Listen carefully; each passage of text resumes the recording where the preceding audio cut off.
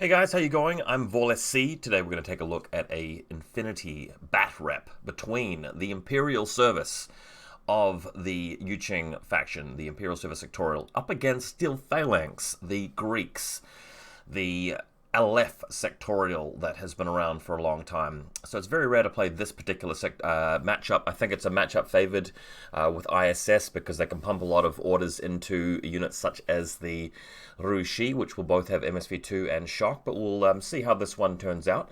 We'll be again playing on my custom mission Oblique Assault, and for those of you who don't know, I have a few custom missions on Google Drive. Click the link in the video description if you want to have a look at it. But generally, I've been enjoying playing these custom missions, and I think my opponents have as well. I'll just quickly do a very short recap on how it works. So you've got a pretty standard table, 4x4 with 12-inch deployment zones, and through the middle there are these three objectives in a bit of an oblique line around here. And at the end of the game, if you have more of your specialists in base-to-base with them, controlling them, and no enemy models base-to-base, you get 2 points for that. Then you get +1 point for killing their designated target. So it doesn't have to be with a data tracker. They don't have an HVT, they've got a designated target. You kill it, you get a point. There's no classifieds in this one. If they leave their specialists in base contact with the consoles earlier on and you shoot them, you get another point for that. So that's for specialists. And then you can get anywhere between 0 to 6 points for killing more army points than your opponent. So it's bracketed. So if I've killed 100 worth of your stuff and you've killed 120 worth of my stuff, we count the difference. You've got 20 more than me. We compare that to a chart. 0 to 50, you get 1 point. So in that instance, you get 1 objective point. Then the next category, 50 to 100, 2 points, and so on, right up to 300 to 0, where you completely table them, a flawless victory. Almost, and that's a 6 points. So we'll talk a bit more about the mission as the game goes on, but feel free to have a good read of it. Really been enjoying the kinds of games that this mission results in. So next up, we'll have a talk about the lists. I'm suddenly a lot more interested in Imperial Service these days because we've been thinking a lot about the mission countermeasures and how it seems to be kind of popular at the moment. People like it. I think it's a really terrible mission. I think it's crappy, and the main reason for that is that you can get yourself into a situation where there's one player that needs to complete experimental drug, which requires an unconscious model on your friendly side, or rescue, where you've got a case factor model, again, an unconscious model on your side. And the best way to create an unconscious model, if your opponent's not shooting at them, and if they're intelligent they won't, is just to jump stuff off buildings. And that's luck of the dice, really, where you could just tank it and waste the order, or you could fail the first save and the second save and your guy dies. So if you do manage to complete the objectives, you've got a big lead in the game, unfairly, I might add. But if you don't complete the objectives, your opponent has the chance to do the same thing. And it's not really about a tactical, strategic interaction. It's just silly dice rolls and card draw. I keep calling Invincible Army. Imperial Service, a very different sectorial from Invincible Army, obviously have the Guangxi, and they have the ability Biolocator, which amazingly allows you to render your Guangxi unconscious, entering the unconscious state here voluntarily. See this? Activation of Biolocator causes the bearer to alter into the unconscious state. And since you've got 8 of them running around, it's really easy to just create some corpses, have a go at them with the Sophitect, and get a couple of easy points. It's your data tracker doing that, so it gives you a bit of an edge in a mission like that. Still, Imperial Service have a whole bunch of other edges as well, so let's just talk about the list I'm practicing today. I think there's a few really good viable Imperial Service lists out there at the moment. I'm playing a lot of Sun Ce, as you guys know. I think obviously Battlecat, Sujian's very strong as well. I'll be playing that sometimes. The Harris team with the Xian Warrior. There's quite a few different ones. I'm going back to the Crane again, since he was successful for me a few years back. So Crane Agent in a link with Zhizhuang with the Mad Traps for defense, control device of course, Forward Observer to be a liaison officer if you need it. I've got the Crane Lieutenant, which is a bit risky, but he is quite tough and he's backed up at the link team and he can be quite hard to kill. Hacker, that's to put assisted fire onto either my Rushi or my Dakini TACbot with HMG. Sorry, I don't have a Dakini Attack Bot HMG in this list. Maybe I should. There's a Sophotect instead. What you can do is, sorry, Sophotect, Garuda is what I'm trying to talk about. Sometimes the Garuda will come along the side of the table near to a repeater, and you can actually put it onto him that way. Or if you really wanted to, you could even sacrifice a Quan Chi to, again, create that conscious state, which is a repeater as well. So that is also quite funky. Other than that, just standard choices, 8 Quan Chi, control devices, Ninja, CSU, the kind of standard stuff you'd see. But it's a good solid 300/6 list with 20 models in it. One of them's an irregular order, but you definitely get a lot done. The main thing here is that if your Garuda and Rushi go down, as you kind of expect them to earlier on the game, you've got to do a lot of work with the Quan Chi themselves and the Link team, and sometimes the list can lose its teeth and just have too many orders fueling not very much in terms of efficiency, so you've got to be careful. My opponent playing Steel Phalanx, and I gotta say, I really like this Steel Phalanx list. The thing about Steel Phalanx is that sometimes people think, oh yeah, that's where you play Hector or you play Achilles or that kind of thing, but it makes a lot more sense, you know, in the long run, competitively and tactically, to spend a lot of time playing these lists which have a few more orders in them and have a bit more versatility. I really like this approach to Steel Phalanx if you're serious about it. So a couple of Thorakites there, or Thorakites, who knows how to say them. One has got a foil back, and you've got Thrasymedes, and he's not the infiltrating version, he's the ODD version with... sorry, they both have ODD. He's the one that has the light rocket launcher. And this little Link team here is great because they keep the points cost down. That's so important. You know, 13-point guys backing up a 22-point heavy weapon with 6 as level 2, and Thrasymedes, a very powerful SMG light shotgun. Nanopulsar helps defend in close range. What's not to like? I think this is really useful. They're specialists as well, so they can move out there and they can be very efficient order-wise. Then there's the bigger Link team, which has got Phoenix, a really, really solid choice in a 4-man Link team because he's so hard to deal with. He's such a great ARO piece. McKayon Lieutenant, really good late-game scoring unit. And look, he can fight in close combat, he can shoot close range, he's a very versatile piece, very appropriately costed. Couple of Myrmidons, you want the smoke grenades in there, you want the chain rifle defense close range. It could be really useful for blocking things off and moving on to the right objectives at the end. Net rods in Group 1, which I don't often do, but I only realized recently you can't shift them between groups. I actually thought you could, but you can't because they're not troopers. Group 2, Warcore, fine. Ectremos, not everybody likes them, but my opponent is giving them a good go. I think that they're fine. They're appropriately costed. It's good to be able to have a close combat trooper that can drop in as well. I mean, you've got BS-12 Combi Rifle, which is going to be doing most of the work. Armor 2 helps as well there, but when you're dropping that close to enemy troopers, sometimes you want to get into close combat. And the difference between just having a puny CC-15 compared to CC-19 and MA-3 is just massive. You could kill something really important on their side that wouldn't normally be gunned down by a combi rifle.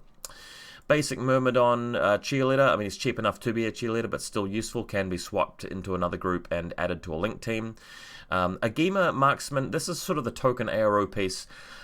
He's okay, but I wouldn't recommend just sticking him out there to just ARO with because he's so easy to shoot. He's just one BS-13 guy with 1 wound. He's not shock immune.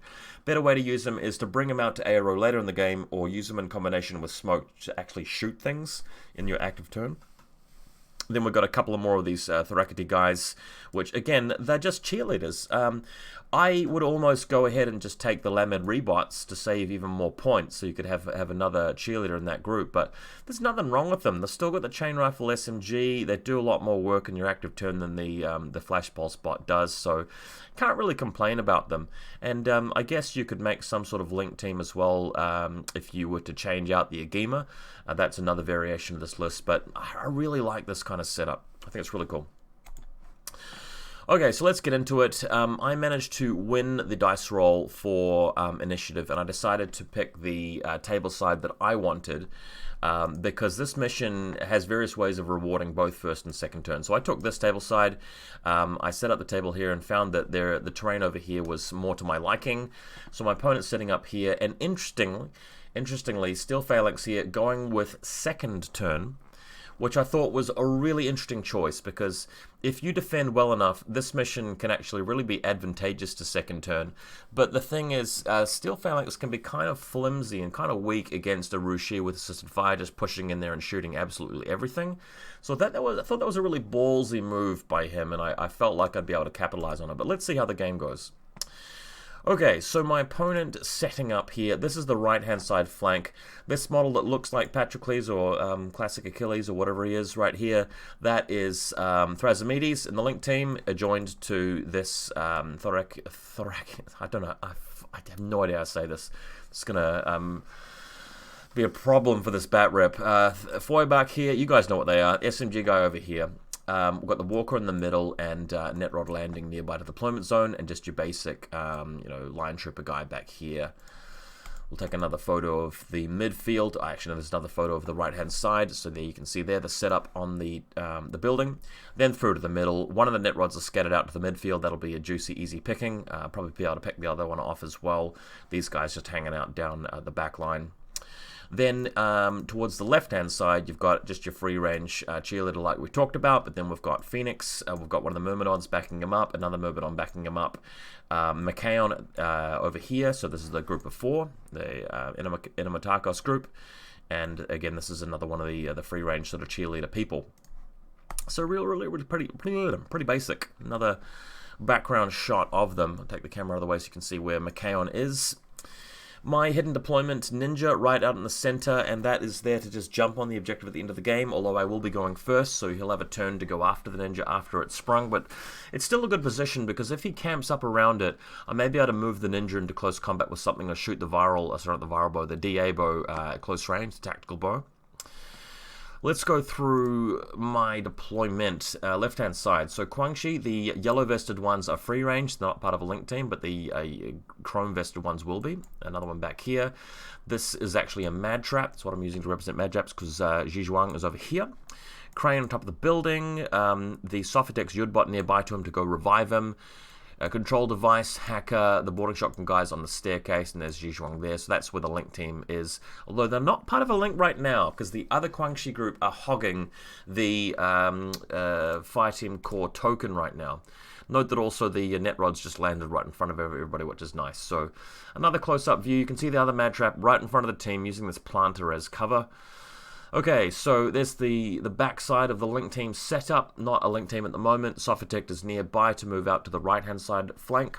And then you can see the actual Link team. This is a control device here with Guangxi 1, 2, 3, and 4. They are the Link team because in the first turn, I don't want them to run out impetuously. You have got a yellow vested guy here who's going to run out impetuously this way, but for now the chrome vested guys will stay put, and a CSU here just to move up behind this billboard a little bit later. Cool. My designated target is on the extreme left-hand flank here, I will just point out. And my opponent's reserve trooper is an Agema sniper, prone next to the side of the cliff here. And again, we talked about this. I don't feel like this is the best way to use the Agema sniper. It's definitely the most intuitive way to use him, but I think that he will just die to a Garuda or a Rushi or a Crane rank guy in this particular case. He's not going to defend that well. My reserve trooper, of course, is the Rushi. It's going to get assisted fire straight away and just spend 8 orders, most likely moving over there, because he's surely going to use his command token. In fact, he does that to remove 2 orders from this group. So there you go. The bottom half of this, you can see my group 1, an order missing from the Garuda. The Rushi is in fact in group 2, so he's taking 2 orders away from group 2. 1 slot is missing from the Ninja, and then there's the War Core, and then in group 1 you can see 1 slot's missing because of the Garuda not being on the table. So, impetuous moves, the yellow Guangxi moving out. I think one of them running into line of sight of the Agema here and getting shot and killed, so that happens. Garuda landing on the right-hand side flank of the battlefield behind this wall, because he can then move up and get into range of the Agema, who will be down that side. So this is the first play.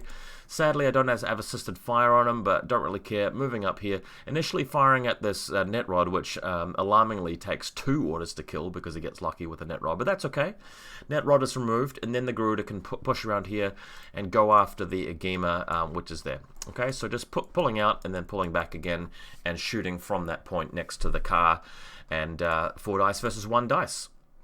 Now, unluckily, starting the game with a bit of bad luck, the Garuda, as you can see, loses the firefight and just dies to the Agema. And that's bad luck. We can bring out Dice Calculator if you guys want to, but sometimes this will happen.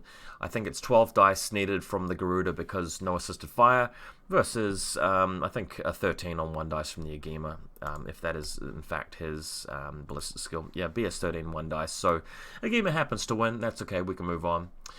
Here's what I should have done initially, and that's the crane just standing up and firing at the Agema, because the crane's height advantage versus just this low box here in the distance for the Agema means that although he's prone on top of it, I'm higher than him, so I'll just get to shoot at him long range.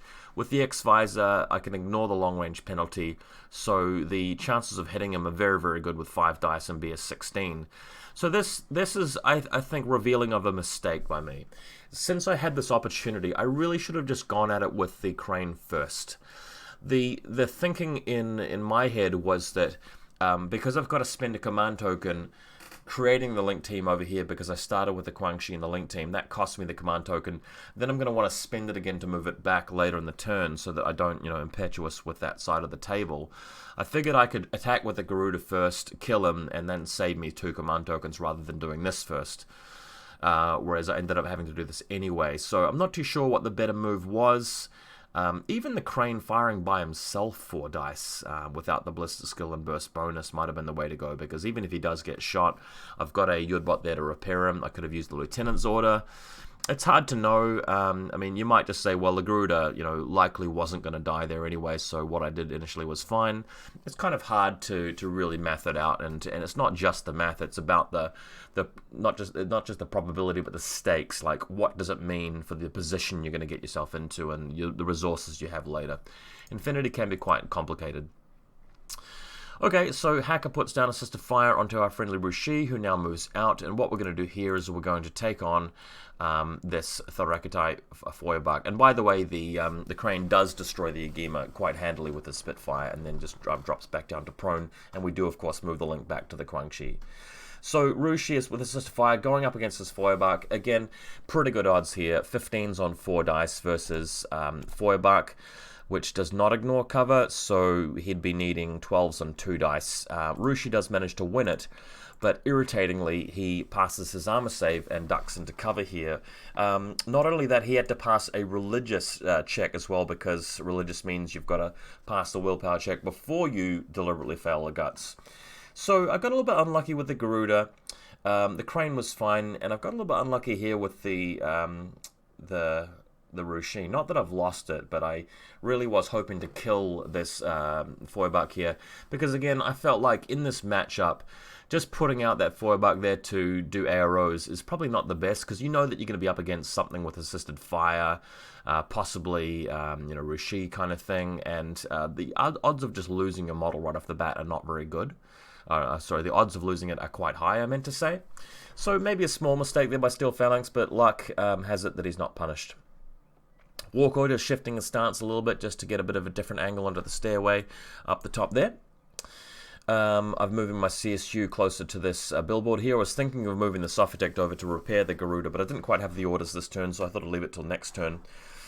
Is the plan. Rushi pulling back now and setting up suppression fire behind one of the middle buildings without creating too much line of fire. I didn't want Phoenix to just shoot him straight away. Although, again, this may be a small mistake by me, because if I could have afforded more orders to bring the Rushi right back to my deployment zone, that may have been better, because, again, you don't want to lose the Rushi too early in the game and then have all these Guangxi fueling, very little. You want to have something with teeth which can use those orders and make use of them going out there and getting stuff done. But anyway, we're out in the midfield with suppression fire on. Guangxi hanging around over here, standing in the way, firing at the net rod. Amazingly, long-range pistol does take it down, and CSU going into suppression fire over here. Okay, so my opponent now has a turn, Steel Phalanx turn 1, so we'll have a look at what happens. He's uprooting this Thorakitai link team with Thrasymedes, and they are climbing down and moving up and around and doing various things. So this group going up the stairs, everybody else moving around.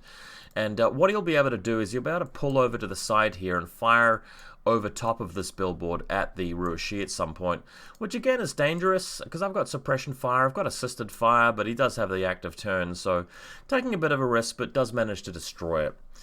Then he continues moving on. So there's two guys going along the ground at ground level, and the other two going up over the bridge. So you can see what's happening here.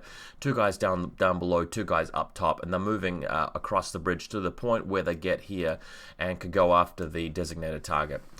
Now, amazingly, despite me having a lot of bad luck earlier on, I suddenly have a lot of good luck with this designated target with its dodge rolls. My opponent starts to burn order after order after order shooting this guy, and me managing to pass the dodge roll and somehow win either the face-to-face roll with a dodge or the armor save against like a Feuerbach or a pistol at one point or whatever it was. Now, I didn't manage to go the entire turn, but I definitely chewed through like 3 or 4 orders incredibly.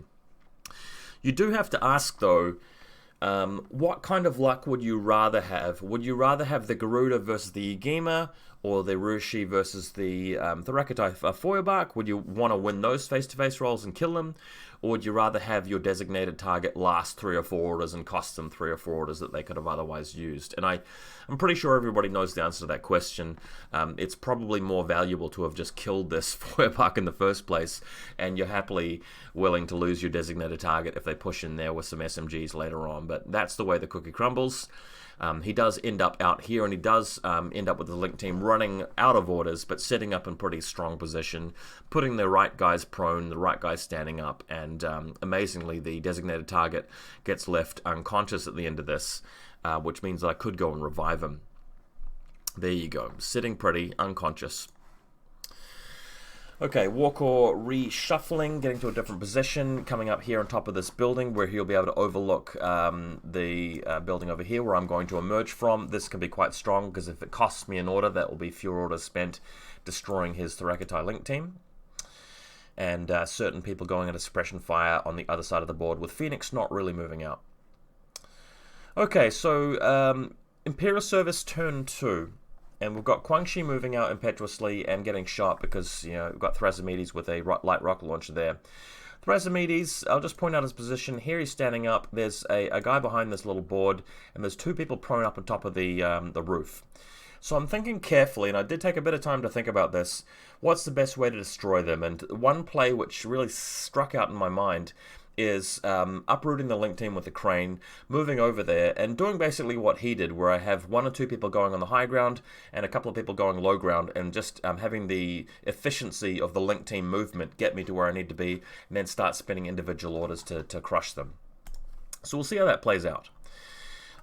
Initially, just moving everybody around carefully. The thing is, I don't want to engage Thrasymedes with this crane too early on in the piece, otherwise the template will splash out and actually hit Zhizhuang. So I'm spending an order actually reshuffling them and separating them, and then I'm moving out with the crane to fire at the Walker first, since he sliced onto him before. In terms of the slicing the pie, the angle gets into line of sight of the Walker first, so it eliminates him with the Spitfire, and then we can go after Thrasymedes. As I'm doing that, everybody else is getting into position down on low ground. So we've got the control device, which you can barely see behind this planter, and behind my webcam rather.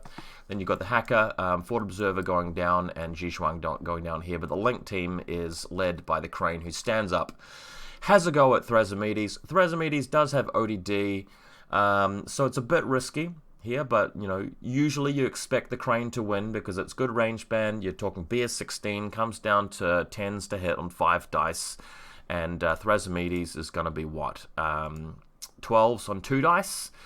So, and it's a light rocket launcher, so if you just barely win the face-to-face roll, the chances of passing the armor saves with a crane are pretty good. Armor 4 plus cover. Is it armor 4? I'm pretty sure it's armor 4. It is indeed armor 4. So again, crane wins this, does kill Thrasymedes, but that wasn't particularly unheard of. By the way, I've set the the mad traps in place with a previous order in turn 1 with Zhizhuang. So now, with very few orders left, we start moving out. So there's, sorry, I'll just take another sort of shot here where we've got Thrasymedes taking on the crane, and that's how it worked. So we want to get rid of this guy behind the billboard, and we want to try and deal with these two. So what I'm thinking of doing is sending the boarding shotgun guy up the top. Bear in mind that once it gets to here, with the first short skill, you're forcing a change of face with them, and then you can clamber up the stairs with the second short skill. Then you spend a new order moving around into close combat with them almost. You know, we're just shooting the shotgun through them, basically, through this little path. While you're doing those movements, the crane is able to come down here up to this point, and using the lieutenant's order, possibly, he might be able to go after this, this chap here. We can also fire a smoke grenade with the control device quite reliably there, because Phalanx is going to actually have line of sight to this little part of the battlefield as well, which we've got to be very careful about. Okay, so here it comes. Link leader goes over to the control device smoke grenade launcher, firing a smoke grenade. You know, with good range band, a bliss skill 14, it's quite easy to get a land there and a hit. So it lands there. So that means that the crane's going to be able to use that smoke to come around to close combat with that Thorakitai. I've got to look at this word. Thorakitai. In the meantime, the Fort Observer boarding shotgun's going up the stairs like we talked about. So let's have a look at it again. Crane's now getting into position to go towards that spot. The hacker's going into base-to-base contact with his objective, where he'll hopefully stay for the rest of the game, because that's going to be a specialist in contact there. Xi Zhuang is going to go prone behind this little barricade. The control device is going to stay on the steps here, but the boarding shotgun going up here to deal with these two. So how does that play out? And I've only got a couple of orders at the end here to actually do it. So Crane moving over here with the first shot skill, and then boarding shotgun guy with the link team token moving into close combat here. Basically, because if he fails this, I want to be able to tie my opponent up, right? So blam goes the shotgun. He's Blister skill 11, +3 for the link team, +6 for range, needing 20s on 3 dice. So pretty good. What I thought my opponent would do here is react with chain rifles, because, you know, if you fire your pistols, the chances of beating this guy in the face-to-face roll are pretty terrible, but at least you can trade for him, right? And if you get really lucky, you might pass some armor saves. But my opponent made a play here which I felt was a mistake, and that was just to fire the guns at him. And yeah, I really do feel like it's a mistake, because if you're rolling 3 dice with that boarding shotgun, the chances of one of those dice coming up like 14 plus is really, really high. And if that happens, they're going to need to crit to be able to beat him. And if they're not critting, they're just going to be taking slugs to the chest here and most likely dying. And I'll have a guy at the top there which can just go prone as the crane moves into close combat with his order. So what happens here is that I do absolutely obliterate the first guy, but the second guy actually rolls a crit, which was pretty lucky for him, because it means the Feuerbark lives, but the boarding shotgun guy dies, despite the odds needed to win that shootout there. So that's a bit sad, but at least I took out the first one, and importantly, I'm knocking it down to a 2-man link team, so he can't really get any bonuses from now on. Crane comes around the side here, goes into close combat. I felt like this would be really problematic if I didn't win it and kill him, because I only have one more order after this to escape. And if I end up locked in close combat with him, what he can do in his turn is move Phoenix around and just blast me with a Burst 3 heavy rocket launcher into close combat and just kill my lieutenant, which would probably be game over. But Crane is extremely good at close combat, does wipe out the Thorakitai, and then Lieutenant Order moving back behind these boxes, where he will remain standing because he's very brave. He's still going to be arrowing through this angle and this angle, so even if Phoenix and crew come after him, at least he's going to be able to dodge and duck for cover and use his armor and things like that. So a bit risky, but they're going to have to spend a lot of time moving if they want to try and take him on there. Alright, so decent turn. We've still got orders in Group 2 where the Sophitek is moving out now, and the thinking is, well, the Sophitek can go and revive the Garuda, which would be really cool because this mission is about points, and the Garuda still can do some more work. I can go after his designated target, and that's the plan for late game. But also the Yudbot is attached, and the Yudbot can now walk all the way over, potentially to my designated target and revive that, getting me a point back, or even going after the guy with the boarding shotgun on the top of the roof. So that's what's happening. I'll show you the diagram, right? So the Sophitek moving over here to the location of the Garuda, which is there. And meantime, the Yudbot moving over there, he's going to come up the stairs and he's going to come up to the corpse of that boarding shotgun guy, and that's going to allow us to revive him. And it's much better to have a boarding shotgun guy alive there to sort of watch over the Thoracidae who's still alive. Because if he stands up and tries to use his Feuerbach, it's just going to be a one-on-one against a guy with a boarding shotgun, and it'd be much better to have the dude there. Note that I'm quickly running out of command tokens, mind you. So Sophatech comes all the way over here and revives the Garuda, thank goodness. And over here we're moving up with the little Palbot guy, and he's the Yudbot, and he's moving to the top of the stairs, but completely whiffs it and fails. And unfortunately I lose my Celestial Guard, which again, bit of bad luck, because there was a 75% chance of healing him. Sophatech just moving up to the stairs now and going prone also. But what I thought I'd do is I'd force a change face with the first short skill from the Yudbot, then spin the second short skill coming into close combat, because I really didn't want him to try anything sneaky like firing a Feuerbach at my lieutenant or something silly like that. So I'd rather just lock him down in close combat. This guy does have a an electric pulse, so that might be one way of just keeping this dude honest. Okay, so over here we've got the Warcore repositioning again, just to help defend the position where the Link team have moved to. I just want to try and keep that a bit tighter. We've got another Quan Chi moving out here into the middle, and again, I just want to provide some annoying arrows, because I don't want him sort of just hauling ass in his next turn, moving around and just going for the kill. I want to make that more complicated with Quan Chi firing pistols and dodging closer to use chain rifles and just stuff like that. Okay, so turn 2 Steel Phalanx, we have the, what is it called again? The Ectromoi,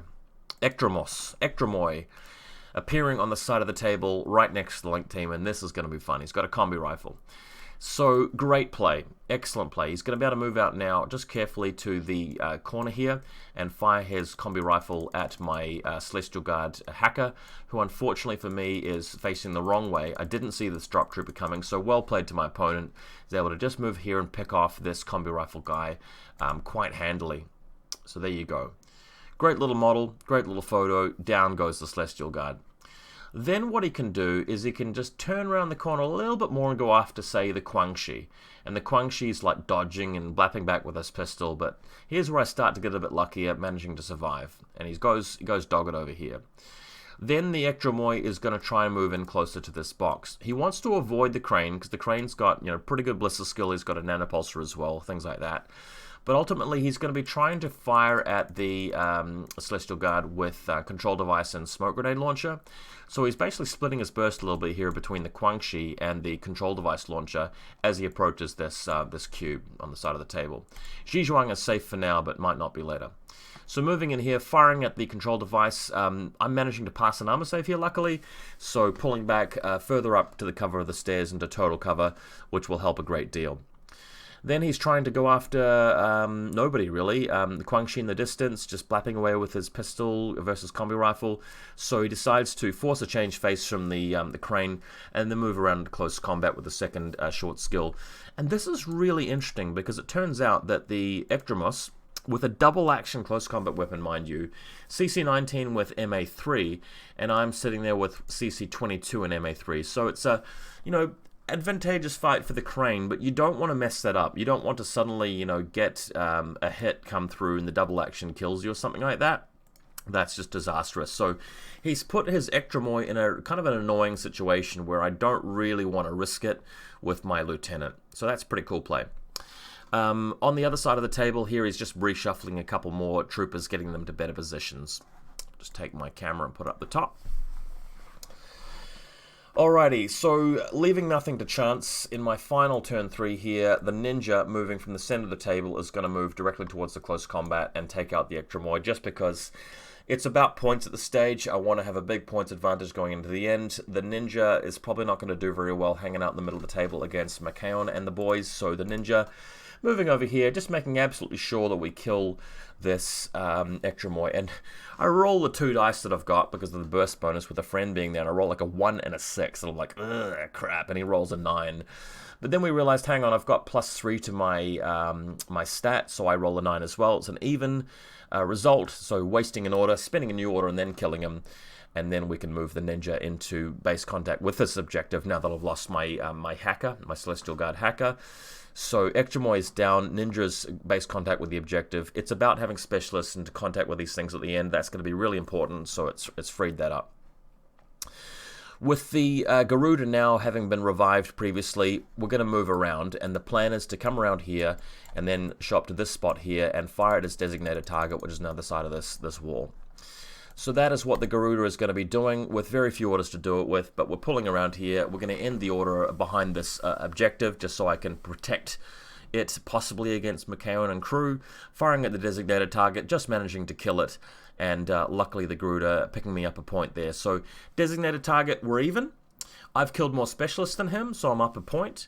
He'll have to take back the objectives at the end, but if he does, he'll have 2 points bonus there. But I may have a points lead in terms of army kills. That's yet to be seen. Moving Zhizhuang towards the middle objective as well, and the reason I'm doing this is because I want him to have to spend a lot of orders moving and shooting and repositioning to be able to get back the objectives. So Zhizhuang moving out, I'm unlikely to lose a lot of specialists. He's lost so many Thorakitai forward observers that I don't think I'll lose on that category. So Zhizhuang just moving into the middle of the table, going into base contact with his objective and going into suppression fire, and hopefully at least slowing them down a while. I want it to be such that they don't quite make it to this middle objective and ending up with, you know, it being a draw on that 2-pointer, for example. Walker repositioning to be annoying with his sight lines. Crane just hiding and cowering in cover in case there's another attack on his life, because he's worth so many points for the endgame score bonuses. And Guangxi just moving out of the middle of the table to be more annoying. So the final turn of the game, Phoenix and crew uprooting. They're going to move out now, firing at the Garuda. Phoenix versus the Garuda, it's pretty good for Phoenix here, and the Garuda is destroyed. So then the team moving out, they don't have that many orders, so they just have to walk out towards the battlefield here. Phoenix can have a go at Zhizhuang, who is in suppression fire, but Phoenix, let's face it, he's got cover, he's got ODD, he's got the active turn, so this is a piece of cake. Phoenix is able to destroy Zhizhuang quite easily, making me feel like, actually, probably shouldn't have done this. It would have been better to me just go prone there, or not even move towards the middle of the table, because I'm giving up 20 points. That's a pretty big swing, so I think that was a mistake for me, and just playing my own mission kind of poorly. Sending one of the free-range Thorakitai forward observers into base contact with the objective that the Garuda was previously guarding, so that's going to net him that, which means that I won't have the bonus on objectives at the end. And then as he moves through here, firing long range against this Guangxi up in the corner, blasting him with rockets, and continuing to do so as McKeown moves in as well. I got lucky with a dodge close, and I was threatening to blast the chain rifle as it came through, with McKeown able to shoot him dead. And of course the lieutenant order here, which I'd forgotten about, which is very clever. McKeown breaks the link team, uses the lieutenant order, and moves into contact with the objective. So I've got to say, hats off, well played to my opponent. He did a couple of things I wasn't expecting. He thought about the mission, which I had designed myself, and played it well. And he's ending with more specialists in contact with the objectives than me, so it's a 2-0 on that count. We've both killed each other's designated targets, so we're even on that one. And I've killed more specialists than he has, so that's a 2-1 to him. Now, it's going to come down to army kills. If I've killed more, it's going to be a draw, but if he's killed more, it's going to be like a 3-1 victory to a left. So we work it out, and it was extremely close after that, and it turned out that he had just overtaken me by 5 to 10 points. That was literally all there was in it. So if you think about this from the Imperial Service perspective, this could have just been an easy draw had I not moved extra troops out and given them away at the end game. So there was that, which is a shame. It could have been a win for me if I'd done more damage during the game and sort of reduced his orders more, or if I'd revived my own designated target, for example. But let's sit back and reflect. Was this game really determined by wild swings of luck? I don't really think so. I've had some games recently which have made me a bit emotional, have put me on edge, put me on tilt. But this was not one of those games. I actually enjoyed myself the whole way through. You know, the swings of luck weren't sort of so improbable or astonishing. I did get unlucky with the face-to-face rolls with the Garuda and the Rushi initially. you know, the boarding shotgun into the Link team, just things like that. But there are other things that could have gone wrong and didn't, and I had some lucky, you know, dodges with the designated target and some of my Guangxi. So, and you can just find things that could have been played better. I could have attacked the Agema with my Crane first before moving the Garuda in. I could have done that because he's more reliable. I could have retreated with my Rishi more. I could have positioned my Guangxi better. I could have found different ways to deal with different things. I could have prepared for the mission better. I could have even just taken second turn right off the bat and won the game that way. So I think that this is a good learning experience just for me to not so much blame the dice for once and not so much blame my list, because I think my list is fantastic. Just find better ways to play Imperial Service, because I'm apparently a bit rusty at playing with them and winning with them, but I'm intending on playing them a fair bit more just to practice, because I think that over the next 12 months, going to tournaments with this faction might be the way to go, just with the way that classifieds are working at the moment. Hope you guys had a good time watching this. I had a good time presenting it to you, and hope to see you again soon for some more bat reps.